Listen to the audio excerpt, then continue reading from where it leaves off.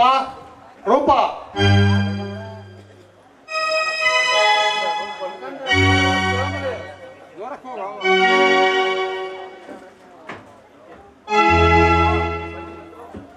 ಬನ್ನಿ ಮತ್ತು ಏನು ಬಂದಿದ್ದೀರಾ?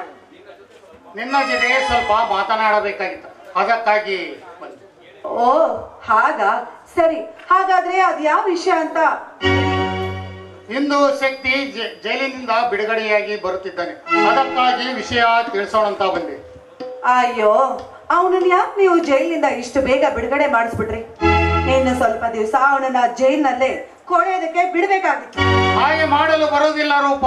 ನೀನೇನೋ ನನಗೆ ಬೇಕಾದವಳೆಂದು 1 ತಿಂಗಳ ಹಿಂದೆ ಬಿಡುಗಡೆಯಾಗಬೇಕಿದ್ದ ಶಕ್ತಿಯನ್ನು ಇಲ್ಲಿವರೆಗೂ ಜೈಲಿನಲ್ಲಿ ಇಟ್ಟಿದ್ದೆ.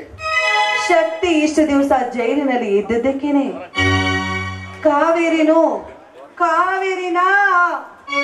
ಮಾವನ್ನ ಮನೆಯಿಂದ ಆಚೆ ಕಳಿಸೋದಕ್ಕೆ ಹೆಲ್ಪ್ ಆಗಿದ್ದು ಗೊತ್ತಾ? ನೀನು ತುಂಬಾ ಕಿಲಾಡಿ ಹೆಣ್ಣು ರೂಪ. ಹೌದು, ಈಗ ಶಕ್ತಿ ಬಂದು ಭೀಮಣ್ಣ ಮತ್ತು ಕಾವೇರಿ ಎಲ್ಲಿ ಎಂದು ಕೇಳಿದರೆ ಏನು ಹೇಳುವೆ? ಕೇಳಿದ್ರೆ ಏನ್ ಹೇಳ್ತಾಳೆ ಅಂದ್ರೆ, ಈ ರೂಪ ಸಮೀಕೆ ಅಲ್ಲ, ನಿಮಿಷಕ್ಕೊಂದು ಯೋಚನೆ ಮಾಡೋ ಸಂಚ್ ಹಾಕೋ ಬುದ್ಧಿ ಈ ರೂಪಳಿಗೆ ಚೆನ್ನಾಗ್ ಗೊತ್ತಿದೆ. ಹೀಗೆಲ್ಲ ಇರ್ಬೇಕಾದ್ರೆ ಶಕ್ತಿ ಮಾವನ ಪ್ರಶ್ನೆಗೆ ನಾನು ಉತ್ತರ ಕೊಡೋದಕ್ಕಾಗೋದಿಲ್ವಾ? ರೂಪ, ನಿಜವಾಗಲೂ ನೀನು ಗಂಡದೆ ಹೆಣ್ಣು.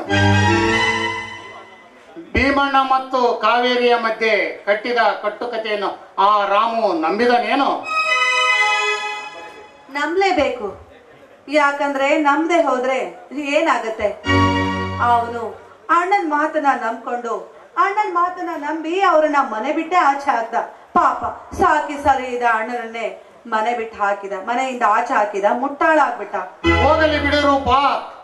ಒಟ್ಟಿನಲ್ಲಿ ನಿನ್ನಕ್ಕ ರೇಖೆಗಳನ್ನು ಕೊಂದವರ ಮೇಲೆ ಸೇಡು ತೀರಿದರೆ ಅಷ್ಟೇ ಸಾಕು.